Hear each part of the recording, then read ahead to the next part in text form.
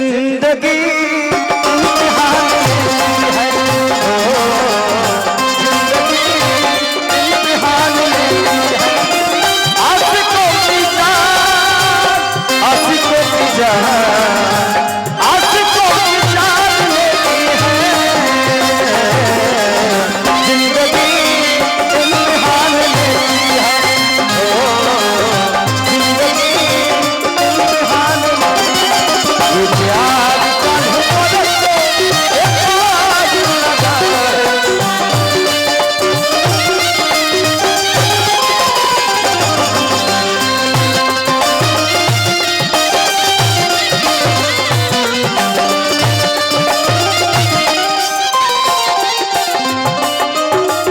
लड़का कहता जिंदगी के राख दे हलू ए धन पीस के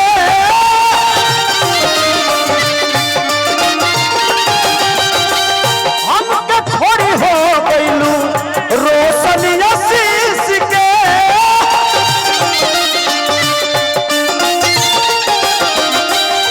लड़का कहता जिंदगी के राख दे हलू ए धन पीस के हमके थोड़ी हो गईलू अरे रोशन आशीष के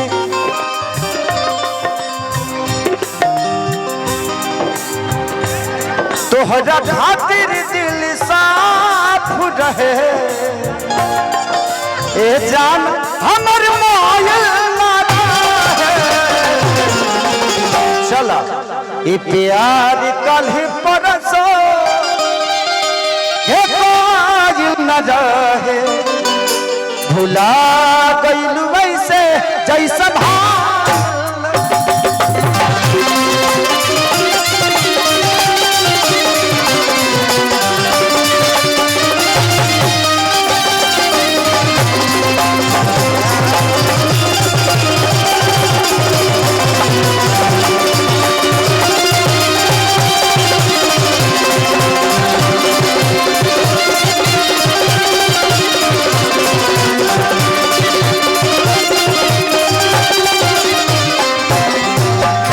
चली बहुत सारे कलाकार और आज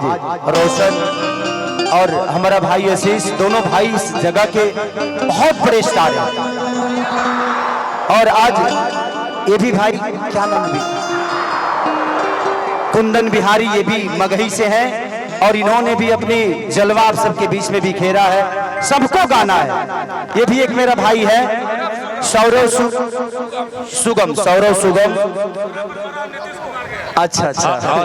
और नाम मतलब और एक भाई कुंदन सजनवा है और सब लोग हैं थोड़ा सा पीछे हट जाइए आप लोग पीछे हट जाइए सब कलाकारों को बैठने दीजिए भैया कौन भैया थोड़ा सा साइड कलाकारों को छोड़ के बाकी लोगों को थोड़ा साइड करिए थोड़ा सा बाकी कलाकार सब सम्मानित हैं बच्चे और कुंदन सजनवा ये भी कलाकार है भाई अच्छा अच्छा सब कलाकार बबुआ विनोद सब लोग हैं सब लोग बारी बारी साहब सबका सेवा करेंगे तो मैं चाहूंगा कि हमारे अनाउंसर साहब कहाँ है आइए अनाउंसर साहब कहाँ है लक्षुत बाबा मंच पे आइए जल्दी से बाबा इधर आइए लक्षुत बाबा और खुशी कक्कर इधर है ये बहुत प्यारी बच्ची है बहुत अच्छा गाती है और टिंकू तूफानी बाप हो बाप सारा पूरा पटना उठा लाए हैं पूरा कलाकारों का यहाँ कलाकारों का मेला लगा है पहले लोग ऐसे मेला में जाते हैं यहाँ कलाकारों का मेला है भगवान सब कलाकार को ऐसे ही बढ़ाते रहे मेरी शुभकामना सबके साथ अच्छा सनम जादव भाई ये भी हैं ये भी सिंगर हैं तो भगवान सबको बड़ा करे बस मेरी दुआ और शुभकामना सारे बच्चों के साथ है लभी थोड़ा सा साइड दो मुझे बैठने दो देखने दो बाबू देखने दो बाबा किधर है भीड़ थोड़ा हटाइए हेलो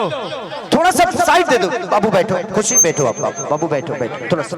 अमिता शेख जी भाई ये भी कलाकार है भगवान सबको भला करे सबको बड़ा करे आप लोग सब लोग बैठ जाइए जैसे पहले बैठे थे सब लोग आशीष बैठो पीछे चलिए अरे आशीष को कुर्सी दे दो रोशन को कुर्सी दे दो बैठाओ थोड़ा भैया बाद में सबसे खिंचवा लेंगे आप लोग समझा करिए बाबू मेरा भाई ये कार्यक्रम खराब हो जाएगा आप लोग नहीं समझ रहे हो सब लोग खिंचवाएंगे ना कार्यक्रम खराब हो जाएगा सब लोग बैठ बाबा अरे बैठ चलिए यार बैठ जा हेलो बैठ जाइए स्टेज पर बैठिए